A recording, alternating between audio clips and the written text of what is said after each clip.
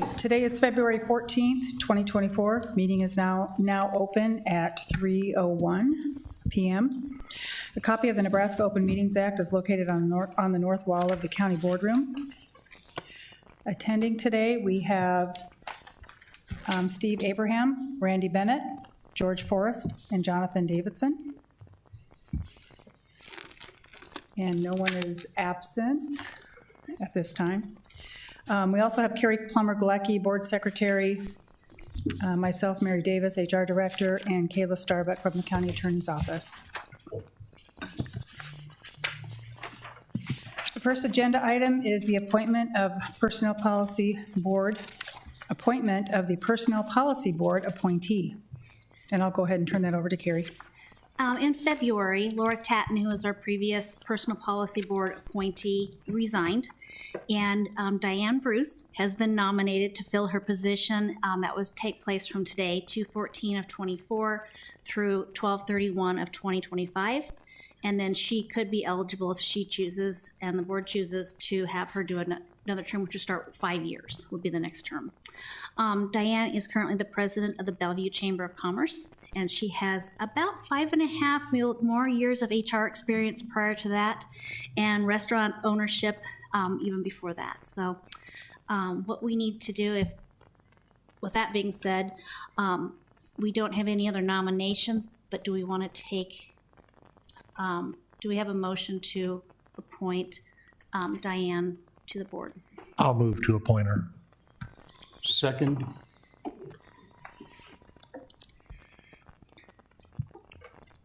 Go ahead and vote.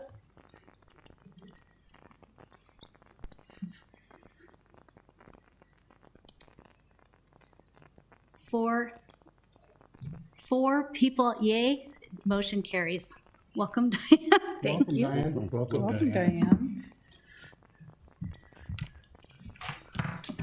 Okay, the second item is the election of the Personnel Policy Board Chairperson. Excuse me. Do we have a nomination for a chairperson? I'd like to nominate Steve Abraham. Randy Bennett has nominated Steve Abraham. Do we have a second? Second. George Forrest has seconded that. Do we have any other nominations for a chairperson? Seeing none, we'll go ahead and vote. Mary, am I voting now, or do I vote now, or am I waiting until the next meeting? Okay. You're one of us now. It could be good, could be bad.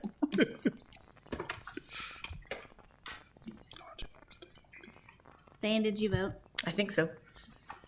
Am I on the right? I'm on the wrong one. Computer screen. Oh, Yes, right there on this computer screen. look at that. That's right. 5 yay, motion carries. Welcome, or congratulations, Stephen.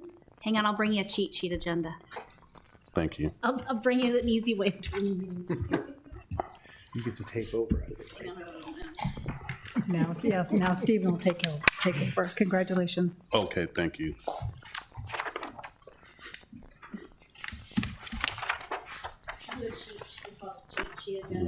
Tells you what we need to do. Okay, So we are right here on item 3, and you Okay. just need to read it along. okay, thank you. You're welcome. Okay, everyone, thank you for that nomination. I appreciate that. So we'll go ahead and move right along to item 3. If only one nomination for vice chair, voting will occur electronically. If more than one nomination, voting will occur by paper ballot. Do we have a nomination for a vice chairperson? I'll nominate Jonathan Davison. I'll second. Okay. Any other nominations? That's your wish. All right, seeing that there is none, I'd like to make a motion to approve Jonathan as the vice chair. I got to do a vote. Oh, did you vote? Oh, fair. But thank you.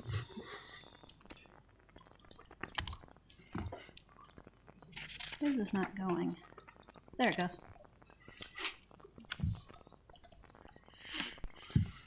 I'm watching your vote, Jonathan. 5 yea, motion carries. Congratulations, Jonathan.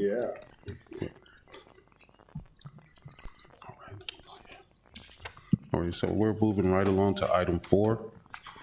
And this is for the approval of minutes from December 20th of the Personnel Policy Board. This December 20th, 2023 minutes draft. Is there any objections to those minutes? We just need a motion. Having read and reviewed the submitted minutes of the previous meeting, I move that we approve them. Okay. I'd like to make a motion to approve the minutes from December 20th, 2023. Hey, Steven. I need a second. Jonathan Davidson just made that motion. Okay. So you could say motion by Davidson. Do we have a second? Okay, yes. So then somebody would need to second, and then you would say, let's vote. Okay. Yeah, a motion by Jonathan has been made. Would anyone like to second? I'll second. Second made. And then Diane, go ahead and abstain from this vote. Thank you.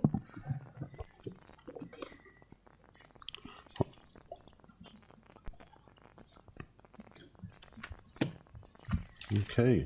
4 yea, 1 abstain, motion carries. All right. Discuss the annual report. I apologize for it being in small print. I had a better idea putting it in big print, and then I'm trying to read what it is. So I will send electronic copies out for everyone. I think I did with all your notes or with You your did. minutes. Okay. You did, but for future, like, they could be twice this big for me to see it. That one. This is the biggest paper I have. Thank you, Carrie.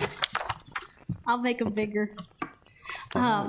Just want to go over the numbers that we had for 2023.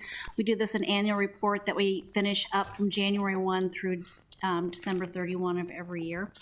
Currently, or as of January, it was 676 full-time employees. That includes 30 hours or more if they're our employees. The number of new hires was 127, and processing of new hires was 127. Full orientation with legal documents and benefit enrollments, that would be 91. We have a lot of interns or part-time employees that it's not a full orientation because they may be like, our entry security officers may only work 20 hours a week, so it's not a full orientation. So that's really why the difference there. Number of applications was 2,416. That's went down a little bit, not bad, but over the years it's went down. It's just harder to find candidates anymore. Our people are really moving quickly on their positions, and we've really had to work with our hiring managers on, you can't wait 2 weeks to go over your applicants. You need to keep moving them. And our 2 recruiters are really good as far as pushing those candidates through as they're coming in and not just waiting for that close date and then pushing them through, so they're staying on top of it too. Okay. Number of positions posted was 127. We do have to, per statute, or for rules and regulations, post all of our openings that we do have. Estimated number, what was that? Estimated number of postings was 130 is what we estimated we'd be posting for this year. So we're close. Testings that HR proctored, there was 5 that we proctored. Those are mostly through the sheriff's office. We do some through 911. We usually help them just set them up and they proctor the tests. Job descriptions we did for new ones was 2, updated was 16, and we redid 5 physical demands for the positions that we'd have. Some of them maybe were older positions that we hadn't got a physical demand evaluation done yet, so we didn't know what the employee would have to go through, so we have a company that actually does that for us. I printed one too big, so I'm having to like go back and forth. Sorry about that. Interviews, the number of interviews candidates scheduled and contacted, 577 referred and contacted, which also includes contact by the hiring manager. Some of our hiring managers prefer just to contact them or themselves and set up their interviews. Some want us doing the whole thing, so we can go either way on that one. Number of interviews was 500 interviews last year. Interview question designs, we did 20. A lot of those we already have done, so we already send them the previous ones. Sometimes they want to redo them, so we redesign them for them. With our benefit administration, we have 600, sorry, now I'm having trouble reading it, 632 eligible employees. And on our health insurance, we have 499. Dental insurance is 606. We usually have more on dental because if they have single coverage dental, the county picks up the cost for that, which was a nice benefit. FSA are a PayFlex participant or elections. We had 194 people elected for a total of 398,019 and 95 or 6 cents. Thinking with you, Jonathan, I need a bigger copy. Workers' compensation, total cost paid was $188,605 last year, and we had 82 work comp claims. With our drug and alcohol screenings, those are primarily our DOT drivers. We have to meet the number set per the DOT. We did 20 randoms, so those are doing 5 per quarter, and 8 DOT breath and alcohol tests. Those are done we had 8 total, which are done 2 per quarter. So of those 5 people that are tested each quarter, 2 of them automatically also do alcohol tests in addition to the drug test. And those are, the company we use comes right on site and does that. And we send them the list of the employees that are eligible, and they run the list for us. So we're not saying we're picking on people or anything like that. They run the list. It's up to them. I tell them I need 5 people for a drug test. 2 of those 5 I need for a drug and alcohol test, and I need 5 alternates, just in case someone's out of the office, they got they were sick, whatever, because they don't know the date we're going to be doing them. So anyway, separation of service, we had a total of 105 separations last year. Of that, 18 of them were retirements. 78 were separations. Non-voluntary separations were 7. And then, what was that? We had 2 others, it was medical. We had with the medical, one was they medically couldn't do the position anymore. And the other one passed away. We had 7 involuntary, 28 or 78 resignations, and 18 retirements. Just kind of summarize those. Health fair, we got back finally doing the health fair, and we had 21 vendors and 174 attendees. United Way campaign we don't do anymore. And the flu shots, we only had 41 participants. We do them at all 3 campuses. They're at 1102, the sheriff's office, and then up here at the 1210 Golden Gate Drive. We don't know if people are just tired of all the shots they have to give or what, but they didn't really want their flu shots. Mammograms, we worked with Methodist Health System on the mammogram truck that comes right in, and we had 23 participants total on that. Years of service recognition, we had 42 people that received like the Buffaloes or the higher level awards, the 10 years or above, and we had 62 coins. When they get the coins, it's a 5-year increment, so you give them 5, 15, 25, 35. So we had 62 coins that were given out last year. And go down to the wellness, the incentive for a wellness campaign. We had 219 people that went through our wellness campaign. That means they have to go get a physical. We just need the doctor's note from the physical. They have some other criteria they have to meet, like going to a lunch and learn or doing physical activities or joining a gym, those type of things they have to meet. Let's go on down to the legal complaints and grievances. We had 2, however, 1 was withdrawn prior to the Personal Policy Board meeting, but we did have 1 hearing. NEOC, EEOC, that's Nebraska Equal Employment Opportunity Commission, and the Equal Employment Opportunity Commission, the national, which goes out of Kansas City. We have 3 active of those. And Personal Policy Board hearings, we had 1 last year. Investigations, we were at 5. Our policy development, the PRR, which was revised or created, we have 4 a selection process, classification system, compensation plan, merit pay revision. And then the PPM, which is the policies and the countywide policies, we had 3, which are types of leaves, holidays, inclement weather, alternate worksite policy that were revised. And then with training, we have a new system in our NeoGov, which is our HRIS system. So we have training, we have their employee electronic employee files that are also in there. They don't have access to them, but we do have the electronic employee files. So this training is really nice with that part because it can roll out automatically and they can do it online at their convenience. We had, with the defensive driving, 57 people complete the driving. And then harassment and safety training, we had 721. We had 728 we'd actually given it to it. 721 have completed it. And those vary a little bit. All new hires, when they get their new hire paperwork through our NeoGov system, it automatically has the safety training and the harassment training with it, so they can do that within their first 30 days of employment. It doesn't go away if they don't get it done, but it does keep reminding them. Which it's a new feature, but we do have, we're partnering with a lot of our hiring managers. If they want additional training for their employees, we can do that also. Let's see.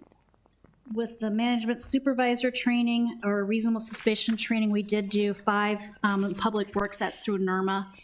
That's our work comp carrier, and they do their supervisors or their that they have to go through reasonable suspicion training in case they have anyone that's under the influence. And then others, we had EAP that they could go through some training too. We don't need a vote on this, it's just for discussion. Do you guys have any questions or anything? I have a question. Sure. Under the drug screen, Sure. were there any non-random UA or alcohol testing done? It was just, no, it'd be So pre-employment. there's no post-accident test? Yeah, there would be, but we didn't have any accidents that qualified, thank Okay. goodness. Yeah, I might think, it's been like 2 or 3 years, we had a heavy equipment operator unfortunately put a snow plow into the ditch. He hit something on one side, and thank goodness it was like 4 o'clock in the morning, so there was no oncoming traffic, and went into the other side of the ditch. He had to go through that testing, but unfortunately, knock on wood, we did not have. The men and women out on the streets are doing really good then? Yeah, there are. We have a really good team out there. Okay, thank you. No problem. Any other questions? Okay. Why is there a drastic decrease in employees from 2022 to 2023? We have a lot of retirements. And honestly, we've had a lot of retirements, and they might have been adding people that were under the 30 hours too. Okay. But we use that 676, our fiscal uses that number for all their figuring, so to maintain consistency across the board, that's why it's there. So it might be a bit skewed. Other questions? Yeah, because 2023 is online with 2021. There seems a 1-year jump in there, Yeah. so. We have had a better, also with our exit interviews, a lot better response. And we've kind of changed, like I said, we used to send it to them, but also we send it to them when we confirmed all their, it's like someone resigns and doesn't give us a 2-week notice, we mail them out, thank you, we got your resignation. Here's a letter that's confirming your voluntary resignation. Here's your benefit continuation. If you want to continue in your benefits, it's a benefit package. And then it also has an exit interview enclosed in that too. So like I said, even if we don't get to sit down with them face to face, and we did with some of them, but we do it with everyone across the board. Sometimes when they left the county, maybe it was their choice, the answers are kind of different, but I'd like their feedback anyway, so. Yeah, those exit interviews give the employees an opportunity to voice their opinion. So, sometimes they could be good, welcoming comments, or they can be interesting comments. I look at them, Pam Bourne, who we work with really well with our Woods Aiken, she's one of the attorneys there, and I view it like she does. I like to take that feedback, negative or positive, and it's a gift. If there's something we need to be looking at or being proactive about within a department, let's have a discussion with the hiring manager and say, this is what we've learned, help me understand this or that. And it may just be someone spouting off. It might be something that we need to look into a little bit more, or do some training, or change something. So it's always good to have that feedback. Does those exit interviews, does it kind of, could it possibly fuel like, changes in policies or procedures? Maybe like some high-level employees or staff members that work with Sarpy County, you get their feedback. They say things could have been better if these things could have been changed. Is that taken in consideration? They take it very seriously. If it's something where, like, to those higher level positions, it would go to administration especially. They always go to the hiring manager. So yeah, if there's something we really need to look at, yeah, we're always open to looking at those. Thank you. Okay, thank you. And go on to section 6. If you're done. Okay. Is there any other comments anyone would like to add? If not, we'll go ahead and move on to item 6, which is adjournment. Do we have a motion to adjourn? I move to adjourn. I'll second. Okay, motion Andy's over by, here one. motion by Jonathan, seconded by Randy. Let's see, so we'll go ahead and make that motion.